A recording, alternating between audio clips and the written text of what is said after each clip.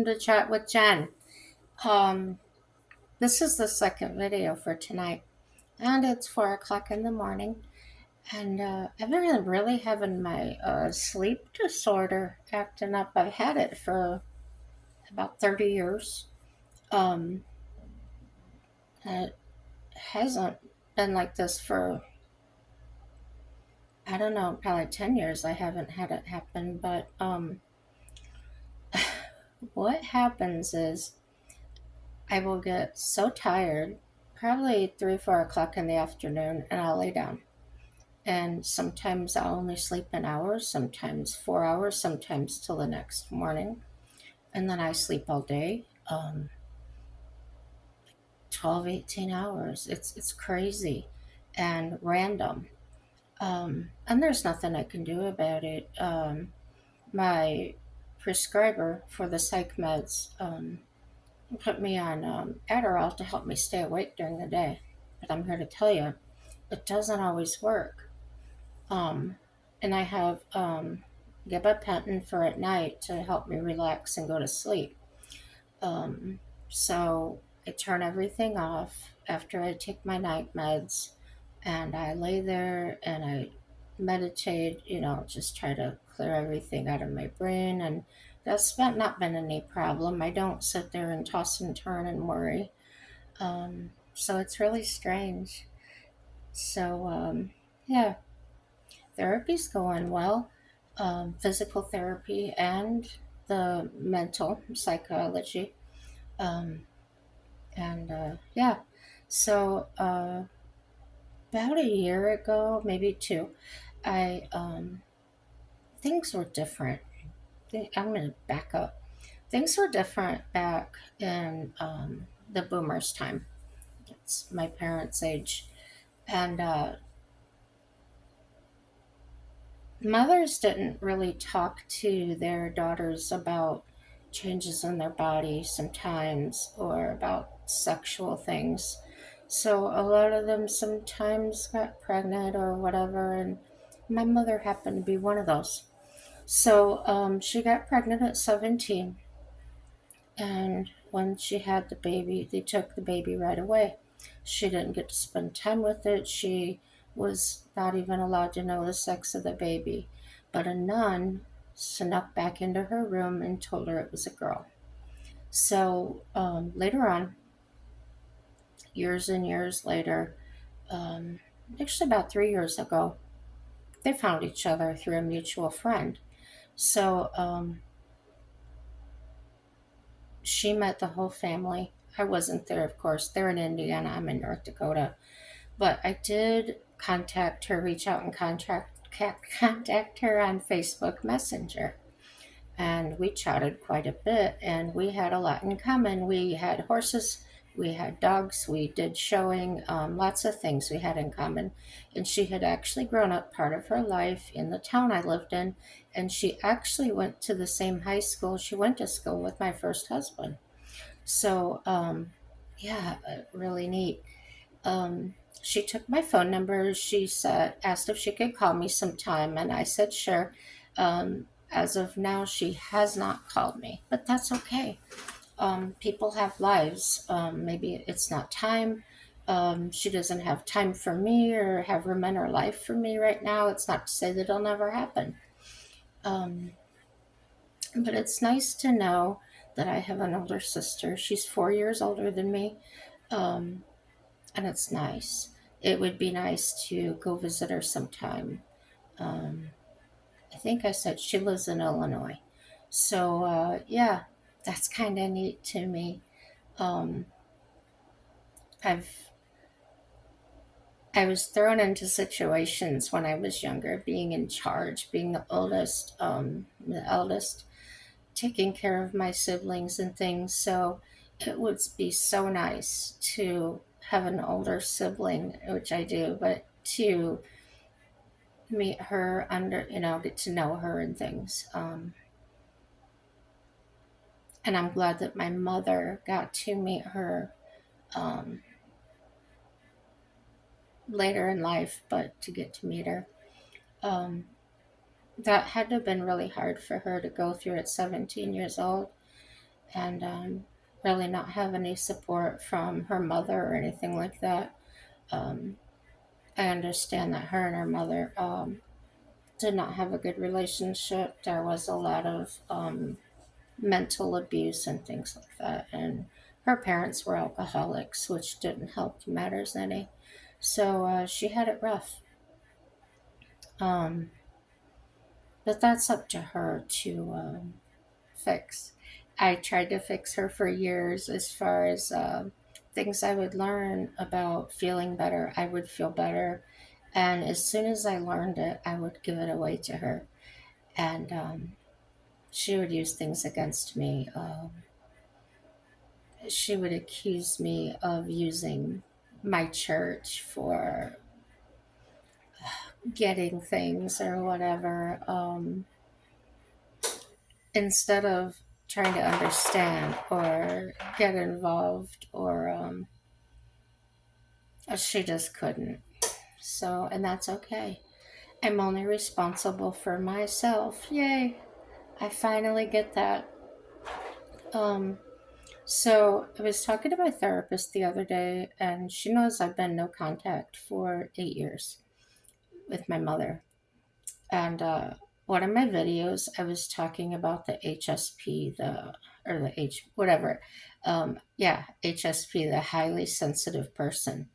And oh, one of the reactions I had was, I want to share this with my mom. Maybe this will help her. So I was talking to my therapist about that, and she asked me a question. She says, why would you want to tell her that? And my response was just like I told you, maybe it would help her. And she says, my therapist says, whose responsibility is it to feel better? And I said, it's hers. And she said, well, you understand that. And I said, yes, but it's in my nature as a sensitive person to want to help everybody. I want everybody to feel as good as I feel.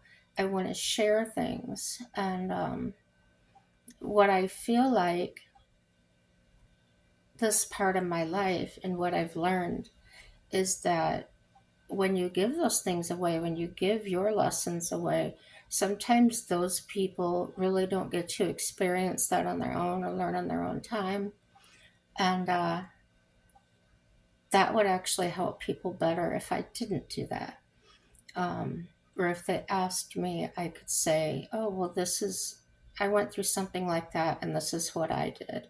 And then that's up to them instead of doing it the way I was doing it and feeling rejected or unloved or nobody cared about how much I cared. And since I've learned and accepted myself the way I am, um, there's been so much lifted off my shoulders. I don't feel responsible for other people now. And instead of reacting in a way of, oh, did I do something wrong when they're in a bad mood, blaming myself. Um, it took me a long time, probably my whole life to figure that out. But I'm so glad that I did. Yeah, we all learn in different times and we're in different stages. And that's one of the reasons, I tell people on here, don't leave nasty comments. Don't attack people that maybe comment and then you don't agree with them or whatever, because either they don't understand to the point you're at, or maybe you don't understand where they're at. Um, you might have already learned that lesson and dealt with it your way, and maybe they've already been through it, or maybe they haven't.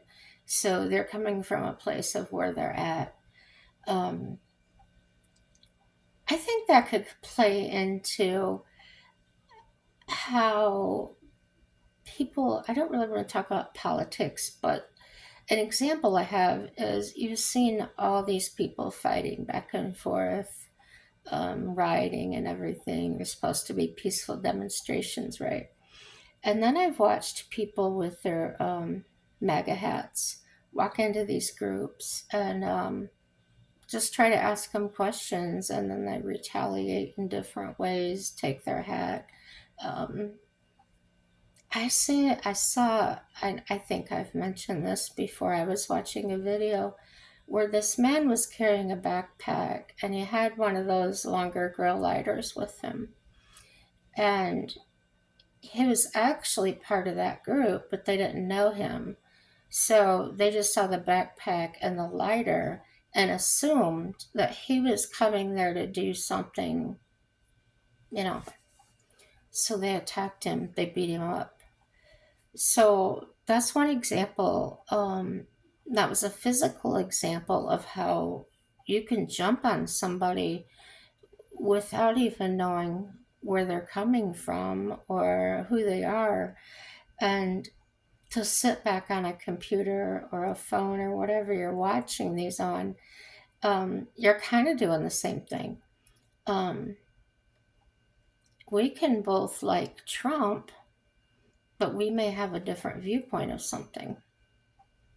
Um, I like what he's doing.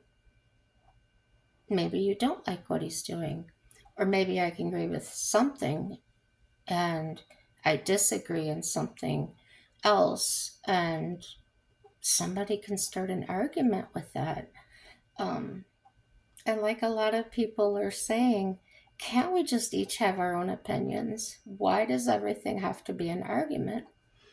Well, I think that's normal human nature. Um, People do it in marriages and relationships. Okay, an example. This I'm not even gonna say her name. She's the one that's been talking bad about Melanie Trump, right? Or Melania, Melania, Mrs. Trump, and attacking her for no reason. Okay, trying to, I don't know, whatever. Anyhow,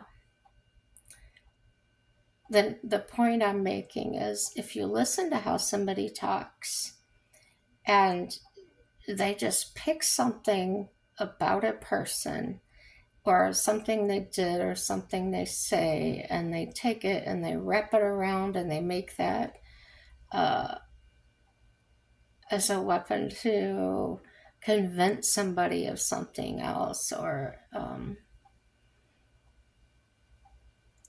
another video I watched, there was this woman that ate at a restaurant and asked the waiter for another drink. And when he went to go get a drink, she walked out on the bill. Well, he walked out after her and asked her, "Where's the money for your bill?" And the manager of the restaurant called the police. So anyway, this woman's going off like she didn't do anything wrong. She tried saying the waiter said that she could leave, that he would take care of the bill, um, just all kinds of things. And no matter what was being said to her, no matter what the police were saying, asking her about, she just kept throwing this waiter under the bus, projecting herself onto another person because to me, he just happened to be the person that was right there. Okay. So, while she was being arrested, I did not hear anybody ask her if she had the money to cover the bill. I didn't hear any of that going on. I do have a little attention deficit, so I could have missed it. But anyway, so they arrest her. The whole time she's being handcuffed, she's still insisting that waiter. Oh, I gotta back up a little bit. The reason she got arrested or put in handcuffs was um, she started going at the waiter like she's yelling at him, like, doing this. So that's when the cops grabbed her and put her in handcuffs. And it was a mess. So those are examples of how people project something to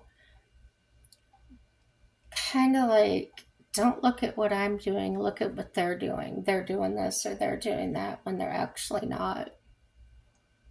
And there's so much of that going on that that's something people usually do when they're teenagers or something. Um,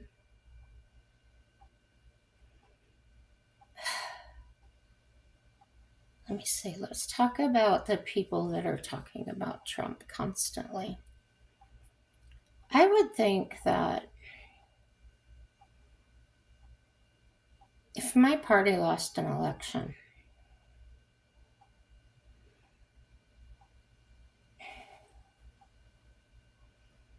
attacking the person that won wouldn't make me look good. Just that right there. What is a sore loser?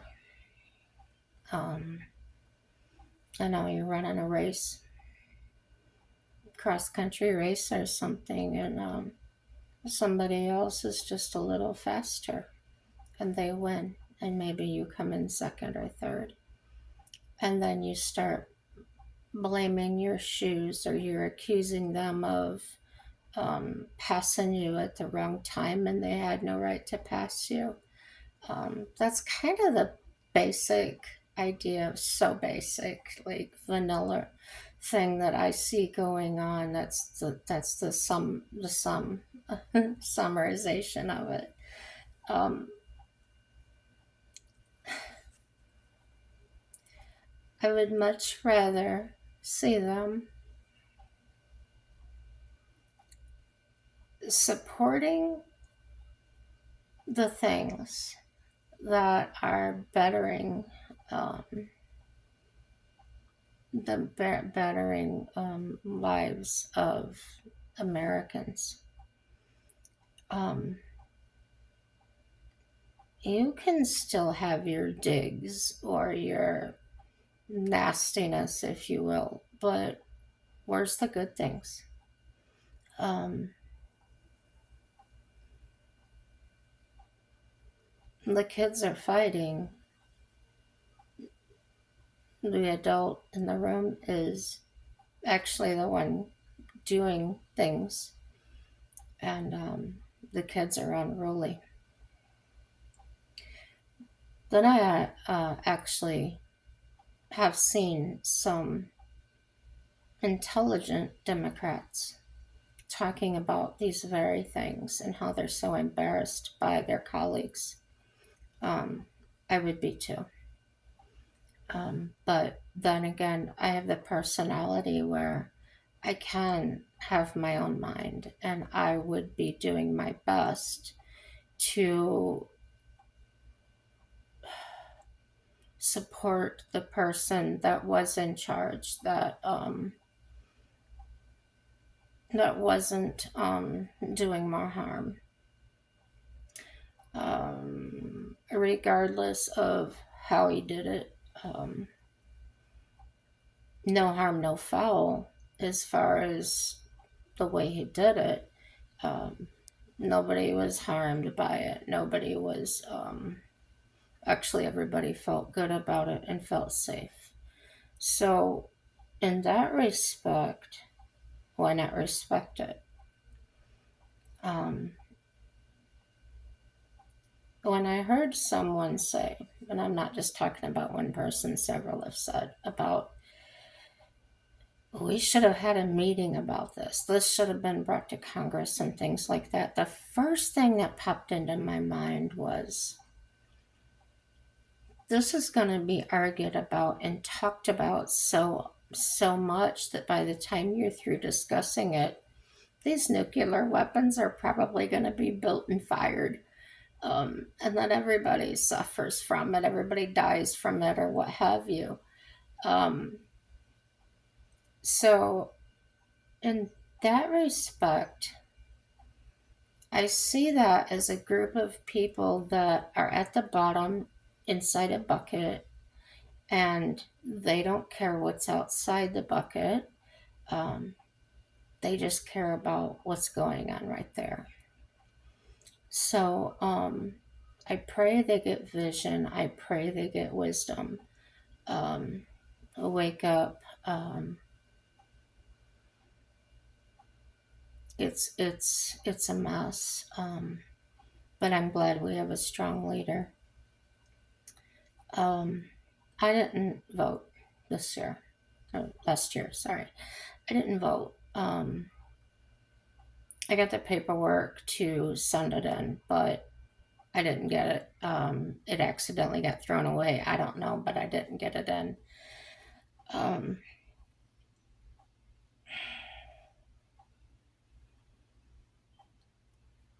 Between the two that were up there was only one clear choice.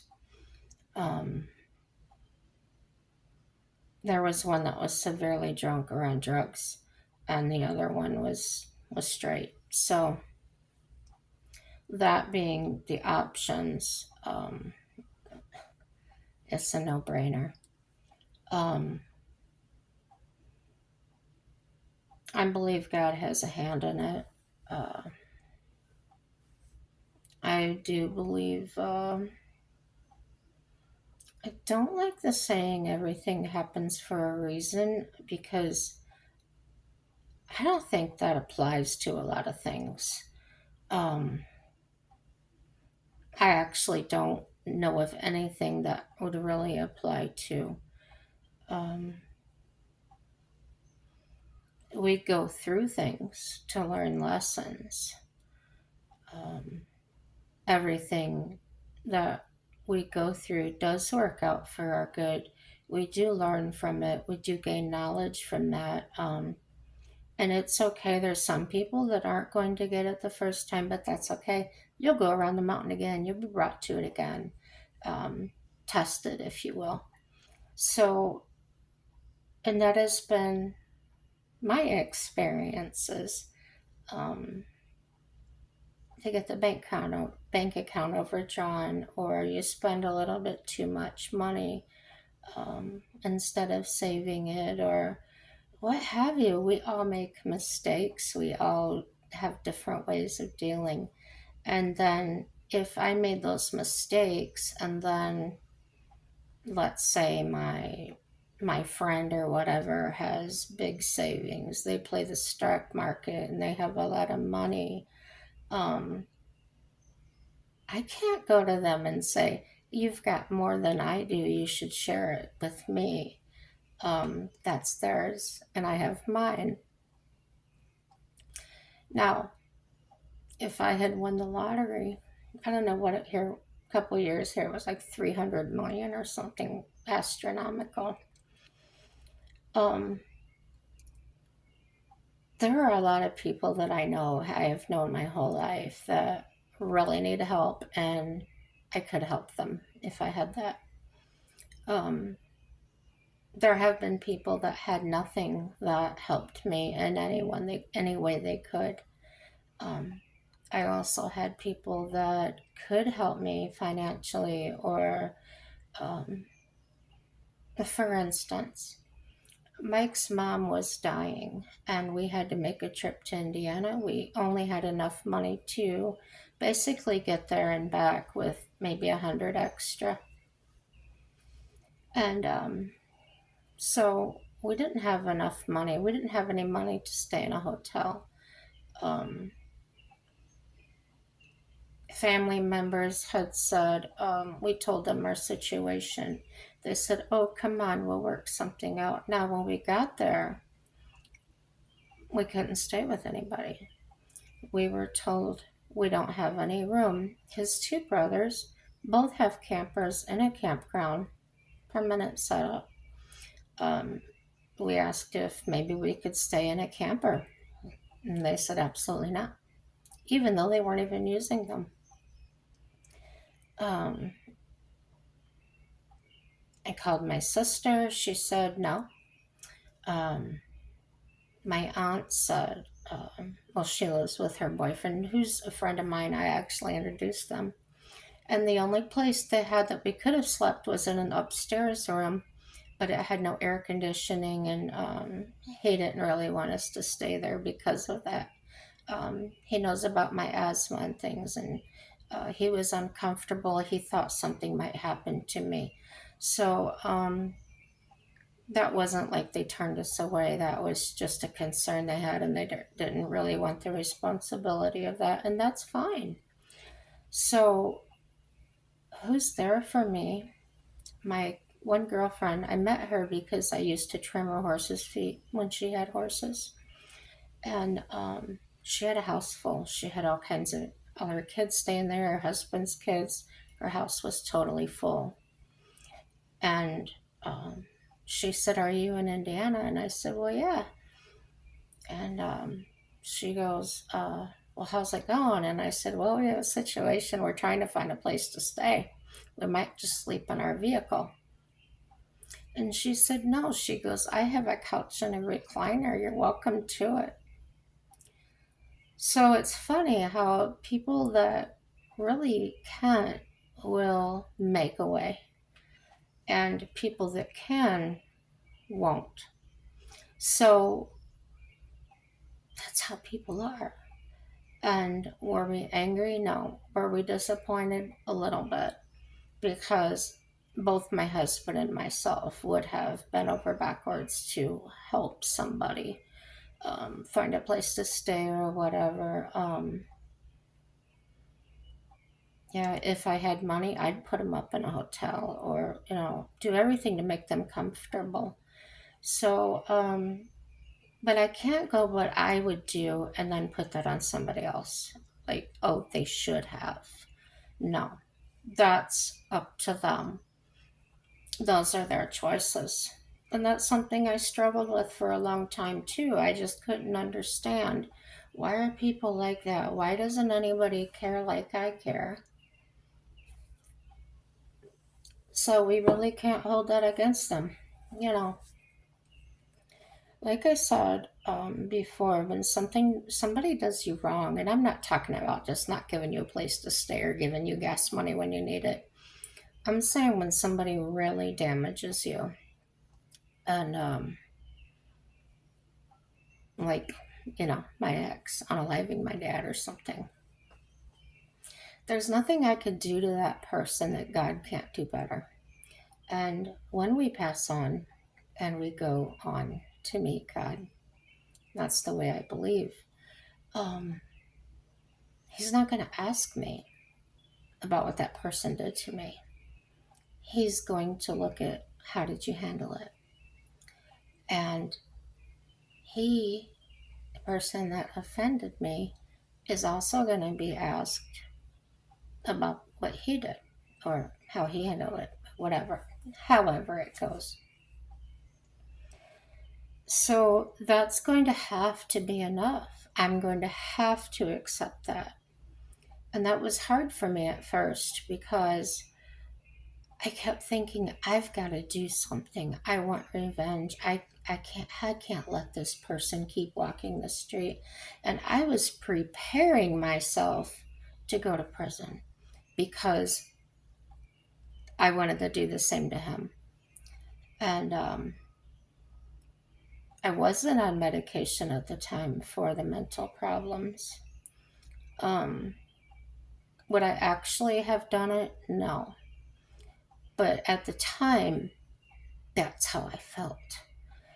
Like I could, like I would give up my life, my freedom to get this person. Um, when I found out, a state police detective contacted me through an email, and he was actually asking me questions about a funeral home. And the investigation was, several people had reported that this funeral home, um, their jewelry, their family's jewelry came up missing and things like that. And it happened to be the funeral home that my dad had been taken to and cremated at. And I told him how his wallet was missing, his watch was missing, and things like that. And the man wanted payment, and I told him, well, I'm the sole beneficiary on his pension, and I would gladly pay you. However, if his wallet's missing, I don't have the pension company information. And then all of a sudden, it appears out of his desk drawer. So I totally believed what that state police detective had emailed me about. So I emailed him back, and I told him everything that I knew. Um, the funeral home director had tried to convince me that because my dad's body had laid there for 3 or 4 days and in the shape it was in, that the watch, the wallet, all that was destroyed. And in my mind, I had my wits about me. And I looked at him and I said, "Where's his watch?" And he said it again. And I said, "Jewelry cleans. It cleans. Where is it?" "Well, we didn't have it." "Well, I never did get that watch. And the only reason I got that wallet is because the man wanted his money." So, could I have wanted to take revenge on them? No. I actually turned them over to God a lot quicker than I did um, the other. Um, I didn't know that my husband did that immediately. The situation was he was leaving me for somebody else. So I was really distracted with that and a lot of things going on. And I was spending a lot of time at a friend's house. They were a mutual friend of his and mine, but they had decided after they spoke to him and the things he was saying and doing, they wouldn't tell me about it. They just strongly disagreed with him. They felt offended by him and told him to leave and don't come back. Um, so we were just sitting there, we were playing cribbage or something, and the woman says to me, she just freezes up and she goes, "I have something to tell you." And I said, "What is it?" And she says, "Your husband, blank your dad." And I said, "Why would you think that?" And she says, "I don't know." She goes, "That just came to me." And she goes, "I believe it. I totally believe that." And her husband, who is really a straight shooter and does not get into any type of what if situations, who is very,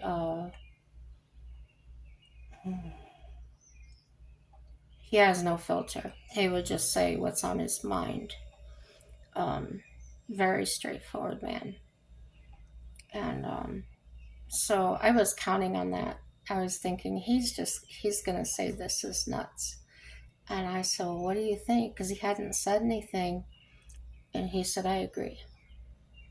So when he said that, that went straight through me. And I started wondering if my husband had said something to them or something he did maybe indicated to them that something was off. Um, I didn't know. I just kind of blew it off, like, whatever. I was going through too many things at the time. He had cleaned out my bank account. I was scrambling. He had been taking my house payments for the last 5 months, doing whatever with them. He told me he was sending them Western Union, which was strange to me because I always just paid them in a different way. Um, but he says, "Oh, this way's faster," and whatever. Just started lying and lying so much. So my world was turned upside down. So it was call the mortgage company to do this, do that, whatever. Anything I could do. Um,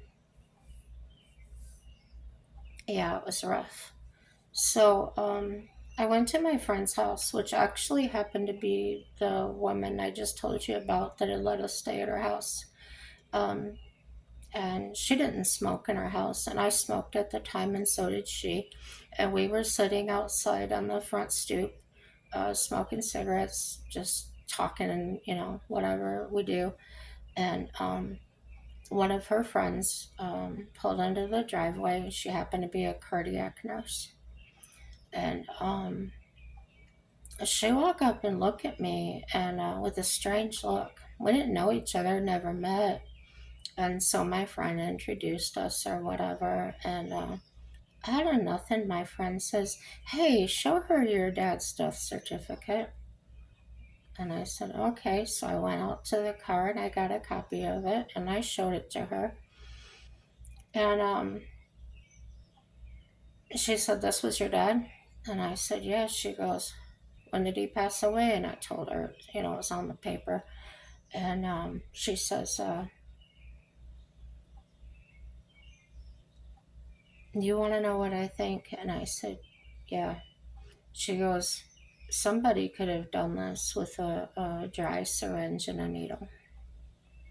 She did not know that these other people had told me um, this basically, that somebody had done that to him.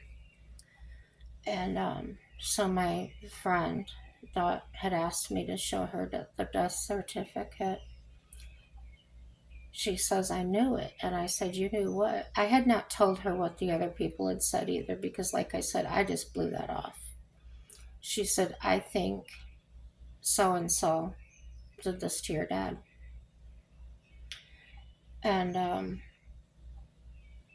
so hearing it from people that I hadn't even said that to, I didn't even think that. It wasn't even anywhere in my mind. Um, I started thinking about that was they didn't know him. Um, my friend had only met him once. When the first time I went over to trim our horses, because we were still together at the time, and my friend says, she goes, "Don't take this the wrong way, but I really don't want you to go back to your house tonight. I really got a bad feeling." And I was kind of laughing. I was like, what's going on? And she goes, "Please, Jen." She goes, "Stay here." She said, "He would never think to look for you here." She said, "I was just your customer." And like I said, I didn't know her very long. This was, I met her the first time we trimmed. My husband and I went over there and I trimmed her horse. And then since he and I had split up, I had went and did a horse for her friend. Word of mouth spreads, and so I ended up doing a couple of horses for a couple of friends of hers, and she was there. So I didn't know her; she didn't know me. It was a thing. So she insisted. There wasn't a lot of room at her house at that time. She had another friend staying there, and she had her kid, or her kids, her two daughters there, and then the lady that was staying there had a daughter, so they were doubled up. And she put me on the couch, and she basically wouldn't let me leave. And what I mean by that is she didn't tie me down; she just like, "Please stay here." So I did. If somebody feels that strongly, I kind of listen. And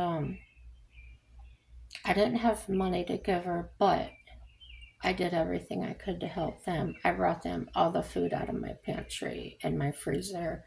I when I had a job, lock job, and I made a little money, I bought her 50 pounds of dog food for her dog. I cleaned. I did everything I could do. I did dishes. I wanted to be a very good and respectful house guest. And she didn't want me to leave then, because she says, "Man, you're awesome." She says, "I don't have to do anything. Or, why don't you take it easy?" And I said, I can't just stay somewhere and I'm a butcher. I'm not paying you anything. And she insisted, you're doing above and beyond. She said, I gotta be honest with you. She said, so and so, which is the other lady that's staying there, she does absolutely nothing. And I didn't get into that. That wasn't any of my business. That was between them. So I told her, I have to go. I have to go back to my house. I had my dog with me. My horses were already gone, so sold. So it was just me and my dog in the house. And so I went home, and sure enough, there was somebody creeping around outside. Um, Somebody started a fire out there, so I had to call the fire department, um, knocking on my windows, things like that. So I just locked the windows, covered everything up, and like that. Well, I took a job at a grocery store in the deli because I needed more money. I needed to pay my electric bill, things, odds and ends. So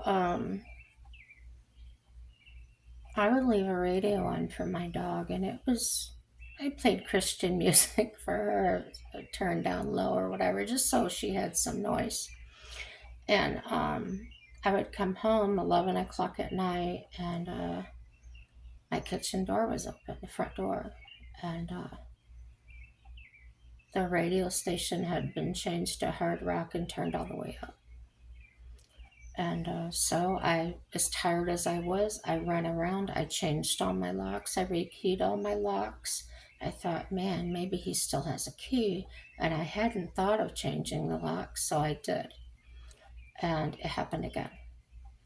And so I deadbolted the door, and I put my kitchen table in front of it, which wasn't really light. It was a homemade table. It was made of wood, and it was pretty heavy.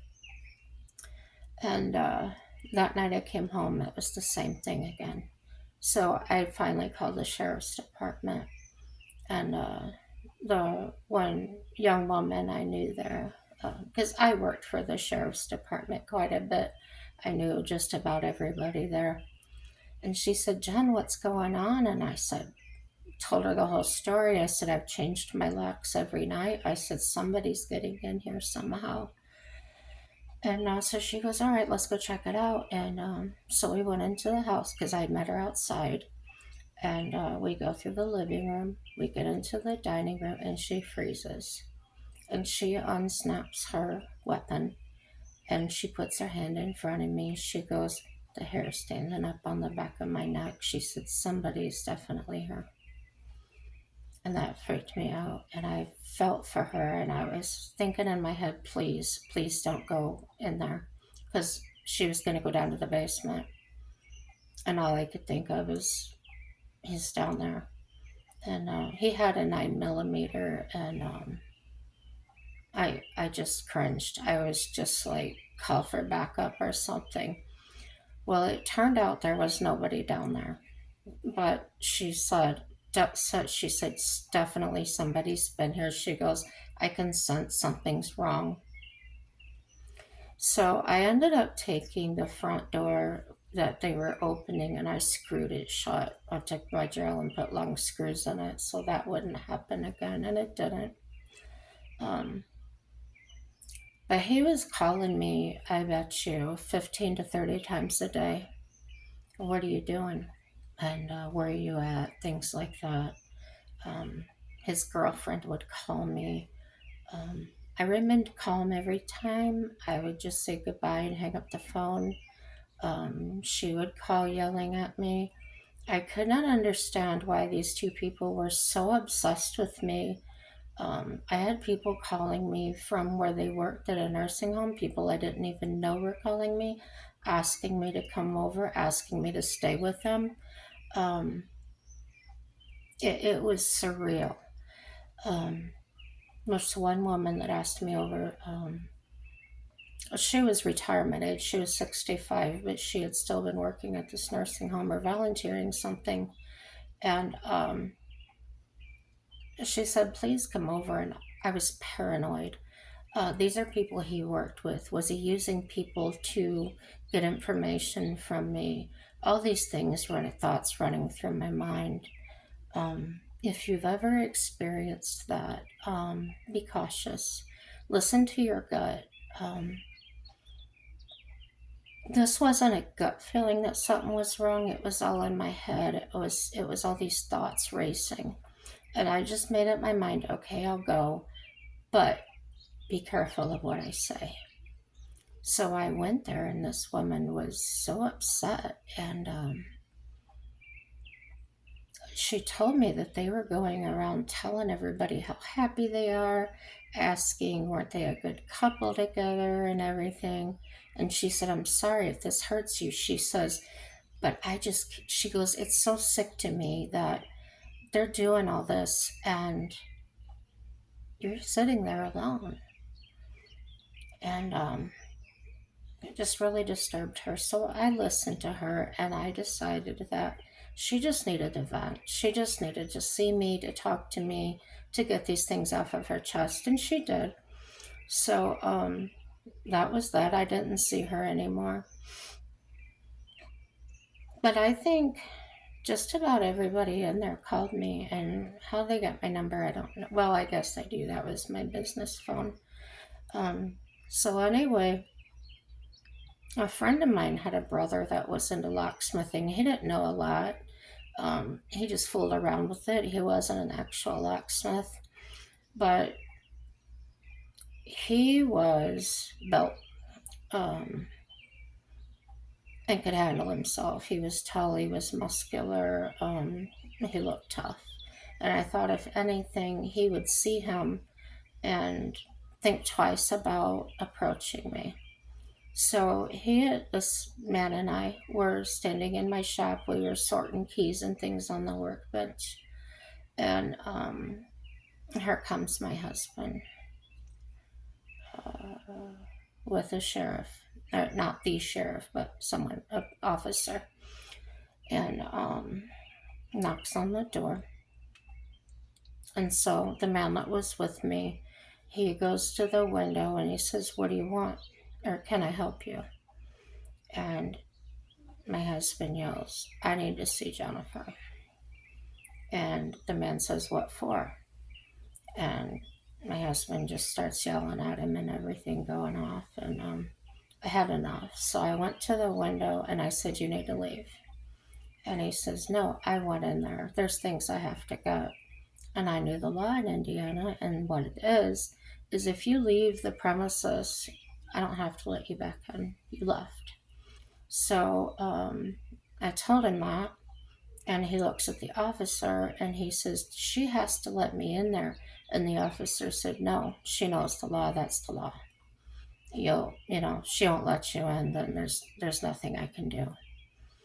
And he says, oh, I can come in and I'll kick the door in. And the officer says, well, then I have to take you to jail for destruction of property, unlawful entry, something, he said. I don't remember exactly. That was back in 2007. So I did finally, I felt comfortable with the officer there. I felt comfortable with this other man there. Um, my husband had said, well, I'll just come in and take inventory. And my dog was kind of going, my dog, she was a black lab. She was calm all the time. She never went after anybody. But I decided I'm just going to put her in the kennel because there was going to be more people there than she was used to. I didn't want her to, feel some kind of way. So they came in, the officer came in as well. And he's walking around going, that's mine, that's mine, that's mine. And it wasn't, but I decided if he wants it, he can have it, right? It's just, they're only things.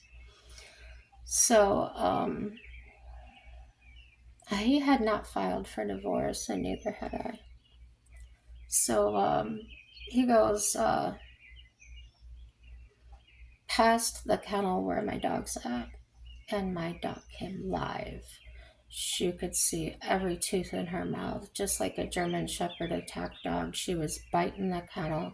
She meant it. I'd never seen her act like that, and never towards him. Actually, she was his dog originally. So evidently, whatever it is, she was holding a grudge. She was angry with him. And he walked by, had pointed to her, and that's my dog. And I whispered under my breath, not anymore. She doesn't want anything to do with you. But no, he didn't take her. He didn't want her, so I kept her, and that's how that went. So he wanted everything, and I said, well, that's fine, but you're not coming to get it. You need to send somebody else because I don't feel safe with you coming around. And the officer told him that I could do that, that, you know, he could do that. So, I took and put everything out on the porch that was his. It's an enclosed porch. And, basically, I pushed things out there that weren't his. And, he had a brand new generator in the garage. He had a furnace in the garage that hadn't been hooked up. It was new. I had asked him to come help me. The roof started leaking in the living room.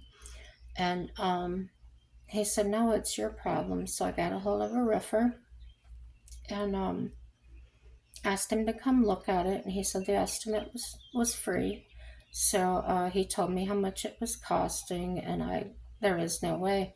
And I asked him, I said, would you be willing to trade something for work? And he says, what do you got? I said, well, I've got a brand new generator. And he says, well, can I see it? Had never been used. And of course, he jumped right on that. And I fixed my roof. Problem solved. A friend of mine needed a furnace. I sold him the furnace. Anything I could do to make up for these house payments. Anyway, they came to get the things. And my husband had asked his dad about the stuff in the garage. And his dad told him, well, I went out to the garage, which he did. I was out there with him. And I said, well, there's nothing in here that belongs to him. And he walked in, and it was an empty garage. And that's where I parked my car. And so, of course, he calls me, and where's my generator? I had a furnace in there, blah, blah, blah. And I said, where's my house payment money? Where's my, $2,500 or whatever it is? And he said, you paid the mortgage with it. And of course, I knew better. So I said, well, I sold those things to pay some bills. And he went off. I'm going to take you to court, blah, blah, blah. You can't do that. And I said, well, have you filed for divorce yet? And he says, no. Have you? I said, no. So by law, I can sell anything I want to until the divorce is applied for or filed. Once it's filed, then neither one of us can dispose of anything. So yeah, that's how that went. And everything turned out for my good. And remember, guys, whatever you're going through, it will turn out for your good. Life can be difficult, but keep your positive mental attitude. I want everybody to have a happy day, and bye-bye.